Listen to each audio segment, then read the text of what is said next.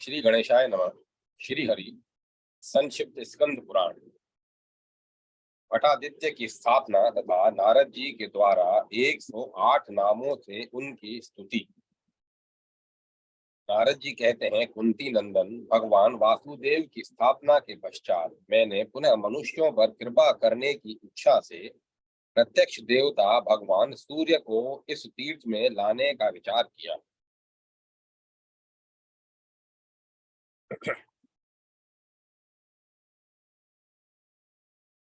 भगवान सूर्य समस्त प्राणियों के उद्गम स्थान है। वे इस लोक और परलोक में सबका अभ्युदय करते हैं। श्री सूर्य संपूर्ण विश्व के आधार माने गए हैं, जो भक्ति पूर्वक भगवान सूर्य का प्रतिदिन स्मरण, कीर्तन और पूजन करते हैं, वे निस्संदेह कृतार्थ हो जाते हैं। जिसने इस संसार में जन्म लेकर सहस्त्रों किरणों वाले देवेश्वर भगवान सूर्य का पूजन नहीं किया, उसने अपने आत्मा से ही द्रोह किया। जो सदा भगवान सूर्य की भक्ति में तत्पर और सर्वदा उन्हीं में मन लगाए रहने वाले हैं, जो सदा सूर्य का ही स्मरण किया करते हैं, वे कभी दुख के भागी नहीं होते हैं। भगवान भास्कर की भक्ति दुर्लभ है, उनका पूजन दुर्लभ है, उनके लिए दान देने का सौभाग्य दुर्लभ है तथा उनकी प्रसन्नता के लिए होम करना तो और भी दुर्लभ है। जिसकी जीवा के अग्रभाग में नमस्कार आदि से युक्त रवि ये दो अक्षर विराजते हैं, उसका जीवन सफल है।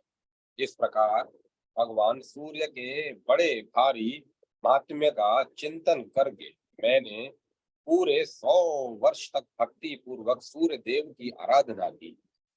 मैं वायु पी कर रहता और सूर्य संबंधी वैदिक मंत्रों से विशुद्ध जप से भगवान सूर्य की स्तुति किया करता था। तब अत्यंत तेज के कारण, जिनकी ओर देखना बहुत कठिन है, उन भगवान सूर्य के योग बल से दूसरी मूर्ति धारण करके आकाश में आकर मुझे प्रत्यक्ष दर्शन दिया। तब मैंने हाथ जोड़कर भगवान को नमस्कार किया और साम वेद के विविध मंत्रों द्वारा उनका स्तवन भी किया। इससे प्रसन्न होकर वर देने वाले भगवान सूर्य ने कहा, देवेश्वर, तुमने दीर्घ काल तक तपस्या के द्वारा मेरी आराधना की है, अब कोई अभिष्ट वर मांगो। उनके ऐसा कहने पर मैं हाथ जोड़कर बोला, भगवान, यदि आप मुझ पर प्रसन्न हैं और मुझे वर देना उचित समझते हैं, तो आपकी जो काम रूपणी कला है, पूर्व काल में राजा राजवर्धन ने जिसकी आराधना की थी, उसी कला के द्वारा आप सदा हमारी रक्षा करते रहें। तदंतर भगवान सूर्य ने संतुष्ट होकर जब तथास्तु कह दिया, तब मैंने इस तीर्थ में भटादित्य के नाम से उनकी स्थापना की। मुझ भट्ट के द्वारा स्थापित होने के कारण भगवान सूर्य का उक्त नाम प्रसिद्ध हुआ। तत्पश्चात फूलों से भली भांति पूजा करने पर मूर्ति में भगवान सूर्य का आवेश हुआ। यह देख मेरा संपूर्ण अंग भक्ति रस के उद्रेक में डूब गया और मैंने संपूर्ण वेदों के रहस्यभूत 108 नामों द्वारा सूर्यदेव का इस प्रकार स्तुवन किया। भगवान सूर्य, आप सप्तसती 7 घोड़ों से युक्त रथ पर विचरण करने वाले अचिंत्यात्मा, जिनका स्वरूप चिंतन में नहीं आ सकता, महाकारुणिकोत्तम, अत्यंत करुणा करने वालों में सर्वश्रेष्ठ, संजीवन, सबको भली भांति जीवित रखने वाले, जय विजयी, जीवन दाता, जीवनाथ, जीवों के स्वामी और जगतपति, संसार के स्वामी है। आप कालाश्रय, काल के आधार, काल कृता, महायोगी, महामति, परम बुद्धिमान, भूतांतकरण, समस्त भूतों के अंतर आत्मा, देव भूतिमान, कमलानंद नंदन, कमलों का आनंद बढ़ाने वाले, सहस्त्रपाद, किरण रूपी सहस्त्रों चरणों से सुशोभित, वरद वर देने वाले, दिव्य मंडल मंडित, धर्म प्रिय, अचित आत्मा, पूजित स्वरूप पूजित स्वरूप वाले, सविता, संपूर्ण जगत के उत्पादक, वायु वाहन, प्रवह वायु के सहारे आकाश में विचरण करने वाले अथवा वायु के ऊपर स्थित, आदित्य, अदिति, पुत्र, अक्रोधन, क्रोध रहित, सूर्य, रश्मि माली, किरण समूह से सुशोभित, विभासु, विभावसु, विशेष रूप से प्रकाशित होने वाले, दिनकृत, अपने उदय से दिन प्रकट करने वाले, दिन हृत, स्वयं अस्त होकर दिन को हर लेने वाले, मौनी, मौन रहने वाले, सुरत, सुंदर रथ वाले, रथिनाम, वन पर, रथियों में श्रेष्ठ, राज्ञाम, पति, राजाओं के अधिपति, स्वर्ण रेता, स्वर्ण रूप बीज वाले, उषा, पोषण करने वाले, त्वष्टा, दिवाकर, आकाश तिलक, धाता, धारण पोषण करने वाले, समविभागी, दिन रात का विभाग करने वाले, मनोहर, प्राज्ञ, विद्वान, प्रज्ञापति, बुद्धि के स्वामी अथवा प्रेरक, धन्य, विष्णु, व्यापक, शीश, शोभा और संपत्ति के स्वामी, ऋषिवर, अपनी किरणों द्वारा नाना प्रकार के रोगों के निवारण करने वाले, श्रेष्ठ वेद, आलोककृत, प्रकाशक, लोकनाथ, लोकपालन, नमस्कृत, विदिताश्य, सबके अभिप्राय को जानने वाले, सुने, उत्तम नीति वाले, आत्मा, भक्तवत्सल, कीर्ति, कीर्तिकर, नित्य, रोचिषुणु, कांतिमान, कलम शावह, पापों का नाश करने वाले, चितानंद, आनंद को अपने अधीन रखने वाले, महावीर्य, परम पराक्रमी, हंस, आकाश रूपी सरोवर में हंस के समान विचरण करने वाले अथवा परमात्मा, संहार कारक, प्रलय काल में संवर्त कालन कान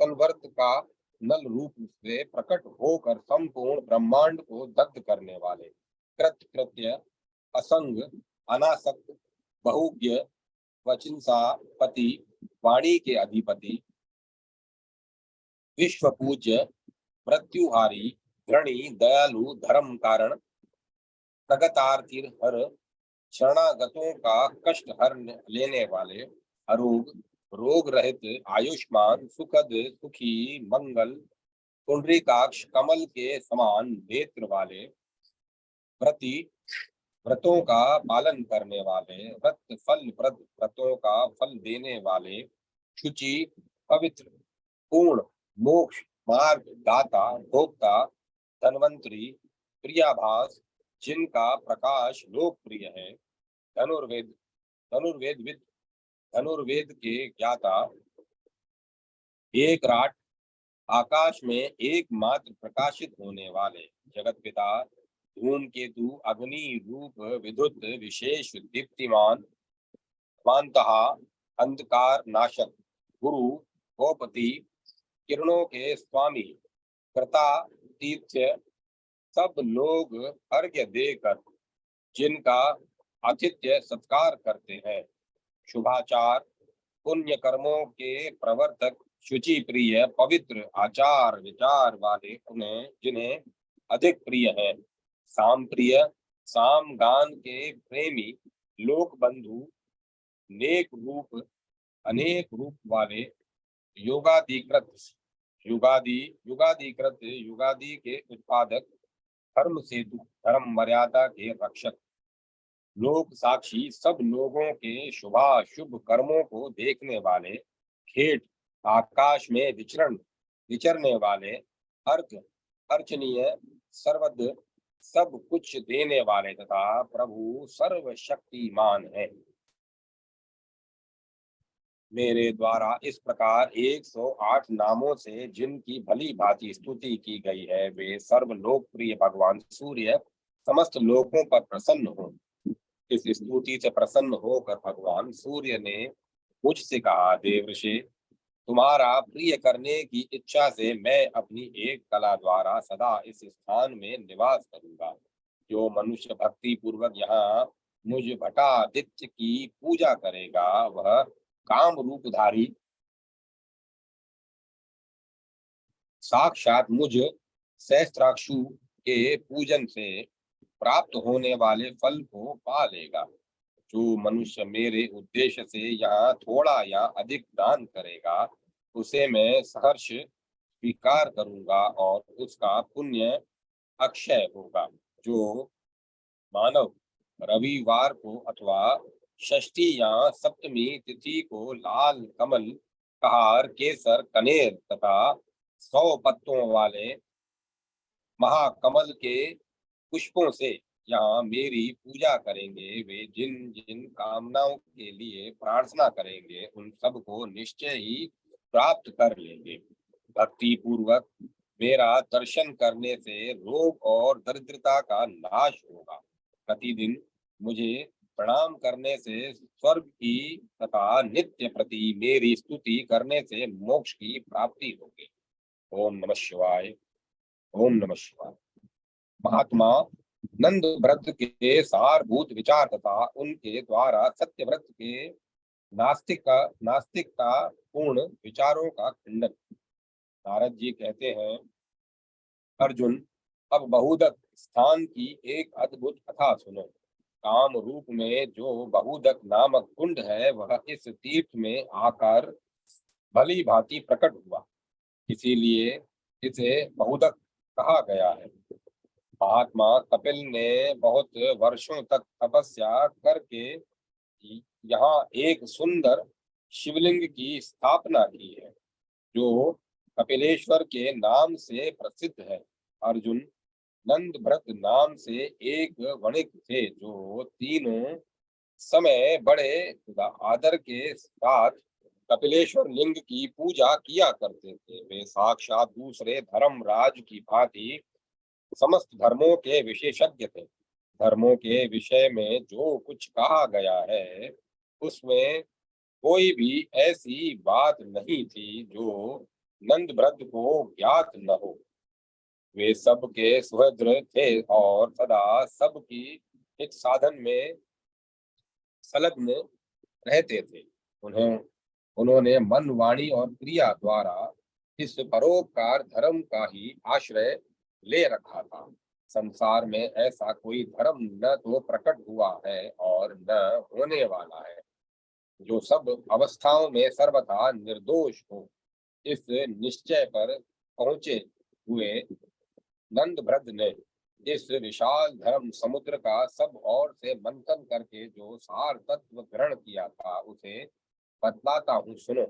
नंद भ्रद जीविका के लिए वाणिज्य को ही श्रेष्ठ मानते थे और उसी को अपनाए हुए थे। उन्होंने थोड़े से काट और घास फूस से अपने रहने के लिए घर बना रखा था और सब लोगों की भलाई के लिए वे थोड़ा सा ही लाभ लेकर व्यापार करते थे। उनके क्रय विक्रय की वस्तुओं में मदिरा सर्वथा वर्जित थी। उनके यहाँ ग्राहकों के साथ भेदभाव नहीं किया जाता था। झूठ और कपट का तो वहाँ नाम भी न था। वस्तुओं के आदान प्रदान में वे सबके साथ समतापूर्ण बर्ताव करते थे। बिना छल कपट के दूसरों से खरीद की हुई खरीद की वस्तु लेकर उसे बिना किसी धोखाधड़ी के वे सब लोगों के हाथ बेचते थे।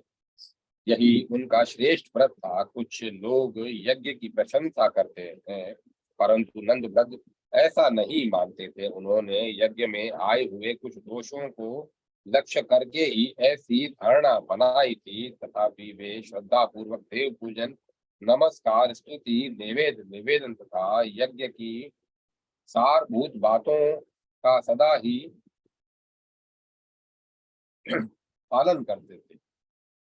कोई कोई संन्यास की प्रशंसा करते हैं, परंतु नंदभद्र उनसे भी सहमत नहीं थे। उनका कहना था कि जो विषयों का बाहर से त्याग करके मन के द्वारा पुनः उनको ग्रहण करता है, वह ग्रस्त और संन्यास अथवा इहलोक और परलोक दोनों ओर से भ्रष्ट होकर फटे हुए बादल की भांति नष्ट हो जाता है।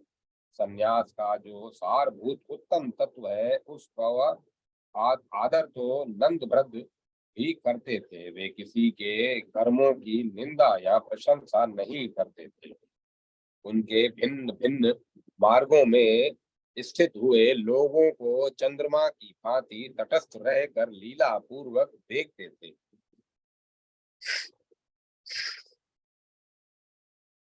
किसी के साथ न उनका द्वेष था, न राग, न अनुरोध का, न विरोध।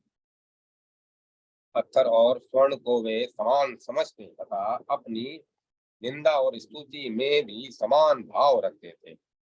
वे स्वभाव से ही धीर थे, संपूर्ण भूतों से निर्भय रहते थे, अपनी आकृति ऐसी बनाए रखते थे मानो अंधे और बहरे हो। कर्मों के फल की उन्हें कोई आकांक्षा नहीं थी, अतः वह कर्म उनके लिए भगवान सदाशिव की आराधना बन जाता था। इसी कारण वे धर्म का अनुष्ठान तो चाहते और करते थे, परंतु उसमें कोई लाभ नहीं रखते थे। नंदभद्र ने भली भांति विचार करके इसी को मोक्ष के सार रूप से ग्रहण किया था। कुछ लोग खेती की प्रशंसा करते हैं, परंतु नंदभद्र ने उसके भी सार भाग को ही अपनाया। 8 बैलों से जुड़ा हुआ एक हल होना चाहिए और खेती की आय में से 30वां भाग का त्याग करना चाहिए। 30वें भाग का त्याग करना चाहिए।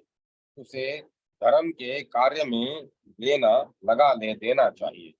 बूढ़े पशुओं का भी स्वयं ही पालन पोषण करना चाहिए। जो ऐसा करे वही श्रेष्ठ किसान है। नंदभद्र ने इसी को खेती का सार मानकर इसका आदर किया था। उनके मत से प्रतिदिन अपनी शक्ति के अनुसार देवताओं, पितरों, मनुष्यों, अतिथियों, ब्राह्मणों तथा पशु पक्षी कीट पतंग आदि भूतों के लिए अन्न देना चाहिए। सदा इन सब को देकर ही स्वयं भोजन करना उचित है। कुछ लोग ऐश्वर्य की प्रशंसा करते हैं, परंतु नंदभद्र ऐसे उसे भी प्रशंसा के योग्य नहीं मानते थे, क्योंकि ऐश्वर्य के मद से उन्मत्त हो मनुष्य दूसरे मनुष्यों को दास बनाकर उनका उपभोग करते हैं। वे मनुष्यों का वध करते हैं, उन्हें बांधते हैं और बंदी बनाकर दिन रात पीड़ा देते हैं। ऐश्वर्यशाली पुरुष अपने को अजर अमर समझकर दूसरों के साथ दुर्व्यवहार करते हैं। उन पर ऐश्वर्य का मद तो रहता ही है, मदिरा पान के मद से भी वे अत्यंत मतवाले होते हैं। वास्तव में जो धन के मद से उन्मुक्त होता है, वह पतित होकर विवेक खो बैठता है। अतः संपूर्ण भूतों प्राणियों को अपना स्वरूप मानकर उनके प्रति अपने ही जैसा बर्ताव करना चाहिए, क्योंकि बर्ताव करना चाहिए। जिसकी सर्वत्र आत्मदृष्टि है, वह ऐश्वर्य से मतवाला नहीं होता। जो सबके शरीर में अपने ही जैसे सुख दुख का अनुभव करता हो, ऐसा ऐश्वर्यशाली पुरुष आज कहाँ है। इसीलिए नंदभद्र ने ऐश्वर्य का जो सार ग्रहण किया था, वह भी सुनो। वे अपनी शक्ति के अनुसार सभी प्राणियों की सेवा करते थे, जिसकी किसी की भी सेवा से विमुख नहीं होते थे। इस प्रकार इधर उधर प्रकट हुए सारभूत सदाचार का संग्रह करके बुद्धिमान नंदभद्र उसी का पालन करते थे। इस आचरण से रहने वाले साधु शिरोमणि नंदभद्र के सद्व्यवहार की देवता लोग भी स्पृहा रखते थे।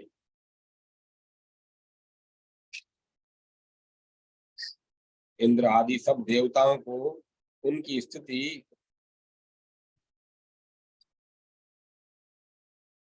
देखकर बड़ा विस्मय होता था। इसी स्थान में एक शूद्र भी रहता था जो नंदभ्रद का पड़ोसी था। उसका नाम तो था सत्यव्रत, किंतु वह बड़ा भारी नास्तिक और दुराचारी था।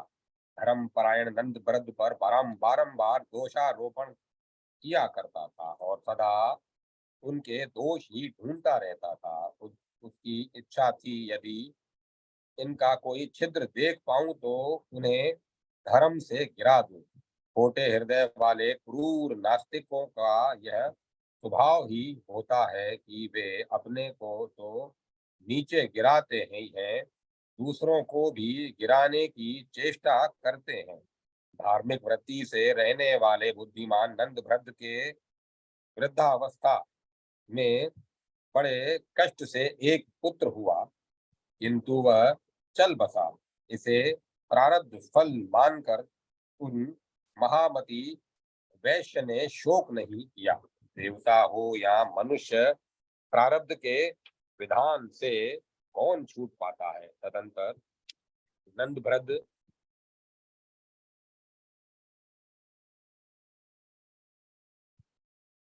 तदंतर नंदभ्रद की प्यारी पत्नी कनका, जो अरुंधति की भांति साध्वी स्त्रियों में के समस्त सद्गुणों से विभूषित तथा ग्रस्त धर्म की साक्षात मूर्ति थी, सहसा मृत्यु को प्राप्त हो गई। नंदभ्रद जितेंद्रिय थे, फिर भी पत्नी के न रहने से गृहस्थ धर्म का नाश होगा, यह सोचकर उन्हें शोक हुआ।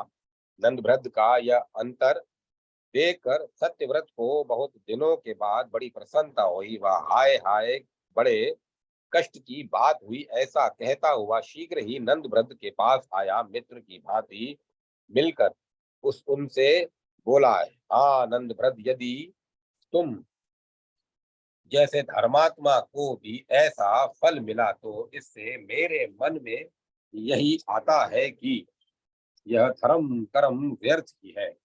भाई नंदभ्रद, मैं सदा तुमसे कुछ कहना चाहता था, किंतु तुम्हारी ओर से कोई प्रस्ताव न होने के कारण मैंने कभी कुछ नहीं कहा, क्योंकि बिना किसी प्रस्ताव के बृहस्पति जी भी कोई बात कहें तो उनकी बुद्धि की अवहेलना होती है और उन्हें नीच पुरुष की भांति अपमान प्राप्त होता है।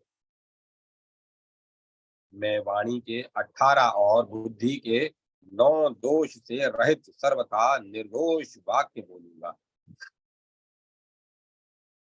सूक्ष्म, संख्या, क्रम, निर्णय और प्रयोजन, ये 5 अर्थ जिसमें उपलब्ध होते हैं उसे वाक्य कहते हैं। धर्म, अर्थ, काम और मोक्ष के उद्देश्य से जो कुछ कहा जाता है वह प्रयोजन नामक वाक्य कहा गया है। यह वाक्य का प्रथम लक्षण है। धर्म, अर्थ, काम और मोक्ष के विषय में प्रतिज्ञा करके वाक्य के उपसंहार में यही वह उपसंहार में यही वह है, ऐसा कहकर जो विशेष रूप से सिद्धांत बताया जाता है वह निर्णय नामक वाक्य है। यह पहले और यह पीछे कहना चाहिए। इस प्रकार क्रम विभाग पूर्वक जो प्रस्तुत विषय का प्रतिपादन किया जाता है उसे वाक्य तत्व के ज्ञाता विद्वान कर्म योग कहते हैं, जो जहाँ दोषों और गुणों का यथावत विभाग करके दोनों के लिए प्रमाण उपस्थित किया जाए उसे संख्या वाक्य समझना चाहिए। और जहाँ वाक्य के विभिन्न अर्थों में अभेद देखा जाता है उस अतिशय अभेद की प्रतीति में जो हेतु है उसे ही सूक्ष्मता कहते हैं। यह वाक्य के गुणों की गणना हुई। अब वाणी के 18 दोषों का वर्णन सुनो। अपेतार्थ, अभिनार्थ, अप्रवर्त, अधिक, अलक्षण, संदिग्ध, पदांत, अक्षर का गुरु होना, पराण, मुख, मुख, अनर्थ एवं असंस्कृत, त्रिवर्ग विरुद्ध, न्यून, कष्ट शब्द, अति शब्द, व्यतक्रमा, हिहत्र, सशेष, अहेतुक तथा निष्कारण, ये वाणी के दोष हैं। अब बुद्धि के दोषों को सुनो। काम, क्रोध, भय, लोभ, दैन्य, अनार्जुव, कुटिलता, इन 6 दोषों से युक्त होकर तथा दया, सम्मान और धर्म, इन 3 गुणों से हीन होकर मैं कोई बात न कहूंगा।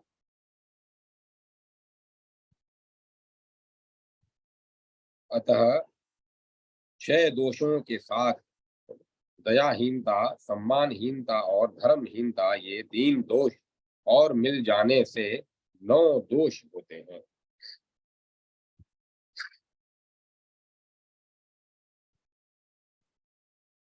अब जब वक्ता, श्रोता और वाक्य तीनों अविकल रहकर बोलने की इच्छा के समान अवस्था को प्राप्त हो, तभी वक्ता का अभिप्राय यथावत रूप से प्रकट होता है।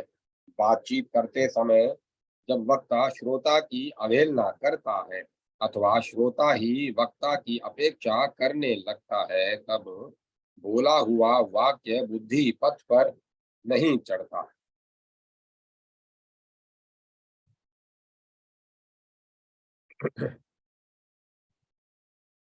इसके सिवाय जो सत्य का परित्याग करके अपने को अथवा श्रोता को प्रिय लगने वाला वचन बोलता है, उसके उस वाक्य में संदेह उत्पन्न होने लगता है, अतः वह वाक्य भी सदोष ही है। इसीलिए जो अपने को या श्रोता को प्रिय लगने वाली बात छोड़कर केवल सत्य ही बोलता है, वही इस पृथ्वी पर यथार्थ वक्ता है, दूसरा नहीं।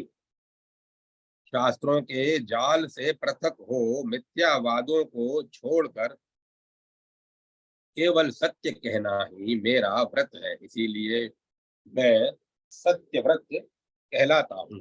मैं तुमसे सच्ची बात कहूंगा और तुम्हें भी उसे सत्य मानकर ही स्वीकार करना चाहिए।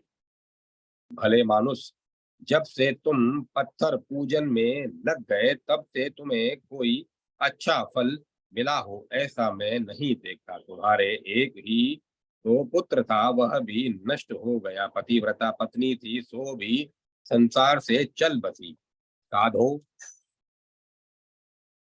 झूठे तथा कपटपूर्ण कर्मों का ही ऐसा फल हुआ करता है। भैया, देवता कहाँ है? सब मिथ्या है। यदि होते तो दिखाई न देते। यह सब कुछ कपटी ब्राह्मणों की झूठी कल्पना है। लोग पितरों के उद्देश्य से दान कर देते हैं।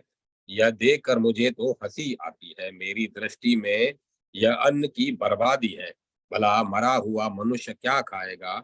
मूर्ख एवं नीच ब्राह्मण जो समस्त संसार की सृष्टि का अनेक प्रकार से वर्णन किया करते हैं, उसमें भी जो यथार्थ बात है उसे सुनो। संसार की सृष्टि और संहार, ये दोनों बातें झूठी हैं। वास्तव में यह जगत सत्य है और इसी रूप में सदा बना रहता है। यह विश्व स्वभाव से ही सदा वर्तमान रहता है। ये सूर्य आदि ग्रह स्वभाव से ही आकाश में विचरण करते हैं। स्वभाव से ही निरंतर वायु चलती है। स्वभाव से ही मेघ पानी बरसाता है और स्वभाव से ही बोया हुआ धान्य जमता है। स्वभाव से ही पृथ्वी स्थिर है और स्वभाव से ही नदियां बहती हैं।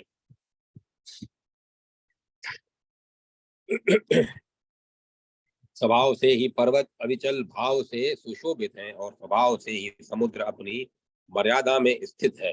स्वभाव से ही गर्भवती स्त्री पुत्र पैदा करती है। स्वभाव से ही ये बहुतेरे जीव उत्पन्न होते हैं। जैसे स्वभाव से ही लोग टेढ़े होते हैं, ऋतु के स्वभाव से ही बैरों में कांटे पैदा होते हैं। इसी उसी प्रकार स्वभाव से ही यह संपूर्ण जगत प्रकाशित होता है। इसका कोई प्रत्यक्ष दिखाई देने वाला करता नहीं है। इस प्रकार स्वभाव से ही संपूर्ण लोक स्थित है। ऐसी अवस्था में भी मूर्ख मनुष्य इस विचार को लेकर मतवाले की भांति व्यर्थ मोह में पड़ा रहता है। धर्म धूर्त लोग इस मनुष्य योनि को भी जो सबसे श्रेष्ठ बतलाते हैं, उस उसकी भी पोल खोलता हूँ, सुनो। मनुष्य योनि से बढ़कर दूसरी किसी योनि में कष्ट नहीं है। मनुष्य को जो कष्ट है वह हमारे शत्रुओं को भी न हो। मनुष्यों के समक्ष क्षण क्षण में शोक के सहस्त्रों स्थान आते हैं। यह मानव योनि क्या है? बंदी ग्रह है। कोई बड़भागी पुरुष ही इससे छुटकारा पाता है। ये पशु पक्षी कीड़े मकोड़े आदि किसी बंधन के सुख पूर्वक विहार करते हैं। इनकी योनि अत्यंत दुर्लभ दुर्लभ है। ये स्थावर वृक्ष पर्वत आदि कितने निश्चिंत हैं। पृथ्वी पर इन्हीं का सुख महान है। अधिक क्या कहें। मनुष्यों की आकांक्षा अनेक योनियों में उत्पन्न होने वाले सभी जीव धन्य है। कोई स्थावर है, कोई कीड़े हैं, कोई पतंग है और कोई मनुष्य आदि जीवों के रूप में उत्पन्न हुए हैं। इसमें स्वभाव को ही प्रधान कारण समझो। पुण्य और पाप आदि जो कल्पना मात्र है। इसीलिए नंदभ्रद, तुम मिथ्या धर्म का परित्याग करके मौज से खाओ पियो खेलो और भोग भोगो। पृथ्वी पर बस यही सत्य है। नारद जी कहते हैं, सत्यव्रत के इन वाक्यों से जो अशुभ कर, अयुक्ति संगत तथा असमंजस्य दोषपूर्ण थे, महाबुद्धिमान नंदभ्रद तनिक भी विचलित नहीं हुए। वे शोभ रहित समुद्र की भांति गंभीर थे। उन्होंने हंसते हुए उत्तर दिया, सत्यव्रत, आपने जो यह कहा कि धर्मनिष्ठ मनुष्य सदा दुख के भागी होते हैं, वह झूठ है। हम तो पापियों पर भी बहुतेरे हम तो पापियों पर भी बहुतेरे दुख आते देखते हैं। संसार बंधन जनित कलेश तथा पुत्र और स्त्री आदि की मृत्यु दुख पापी मनुष्यों के यहाँ भी देखे जाते हैं। इसीलिए मेरे मत में धर्म ही श्रेष्ठ है। किसी पुण्यात्मा साधु पुरुष पर संकट आया देखकर बड़े बड़े लोग सहानुभूति प्रदर्शित करते हुए यह कहते हैं कि अहो, ये तो साधु पुरुष है, इन पर कष्ट आया है, यह तो हमारे लिए बड़े दुख की बात है इत्यादि।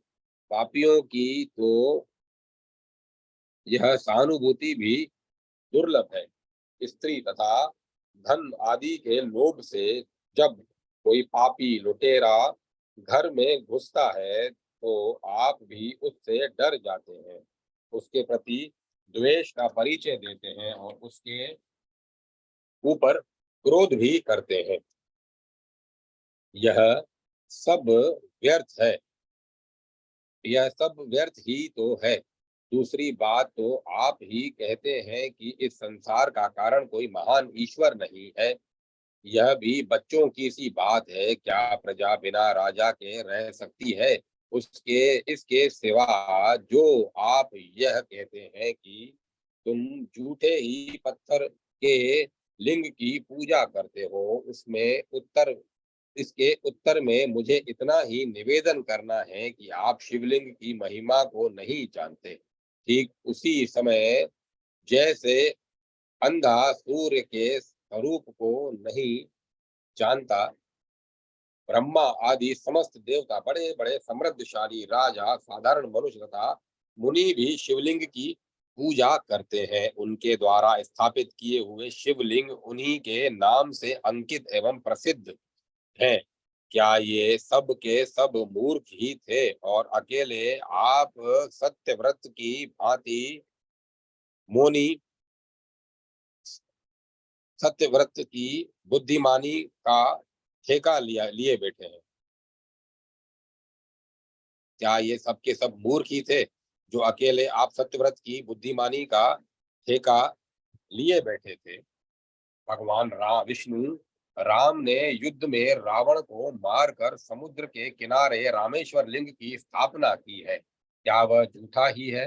प्राचीन काल में इंद्र ने वृतासुर का वध करके महेंद्र पर्वत पर शिवलिंग को स्थापित किया, जिससे व्रतवध के पाप से मुक्त होकर इंद्र आज भी स्वर्ग लोक में आनंद भोगते हैं।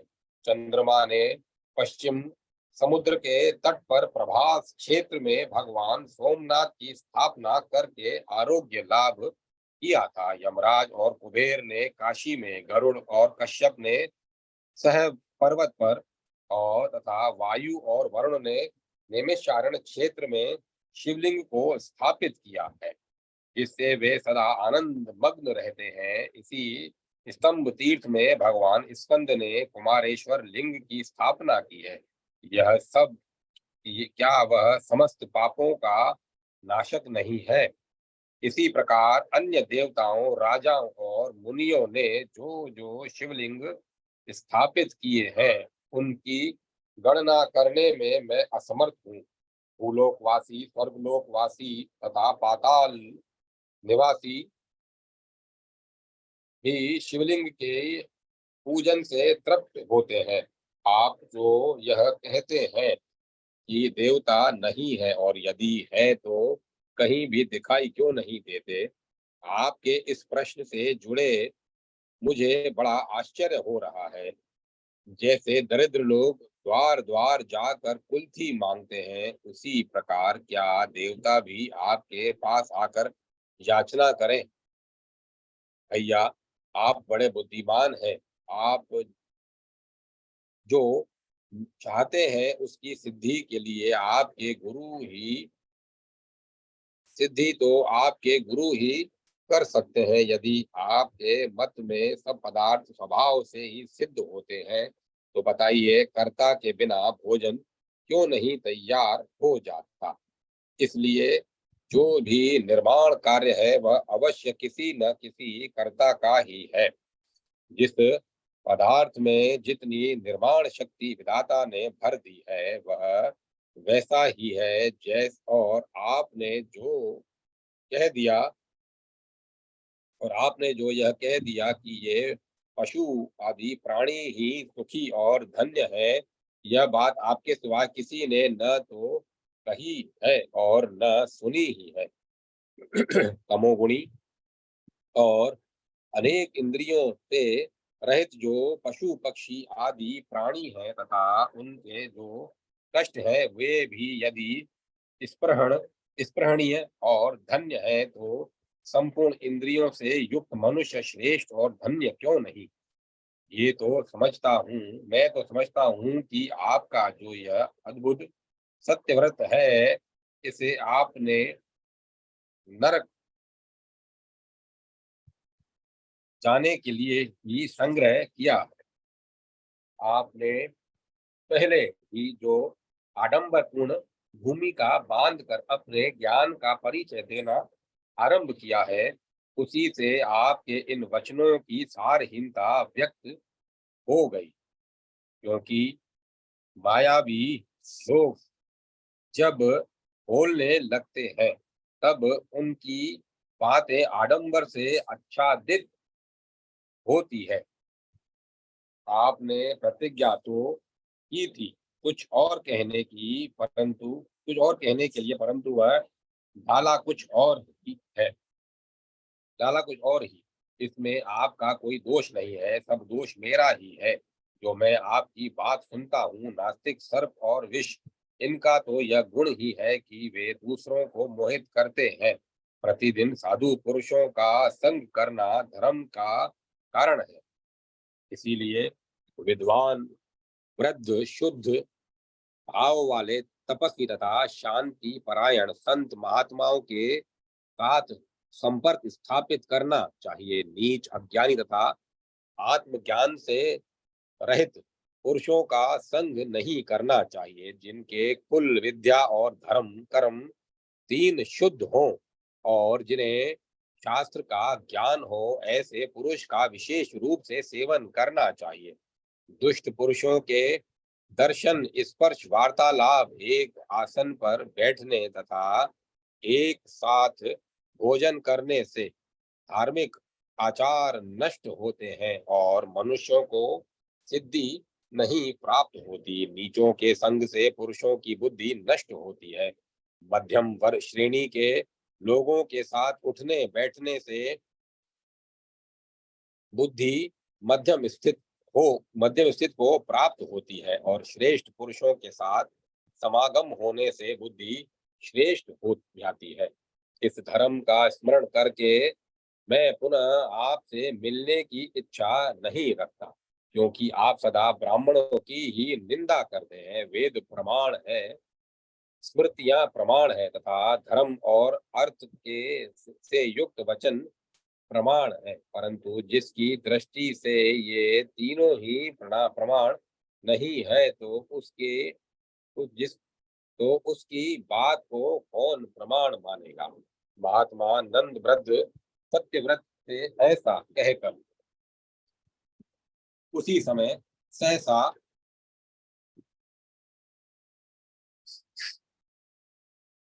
घर से निकल पड़े और भगवान हटादित्य के परम पावन बहुदत्त तीर्थ में जा पहुंचे।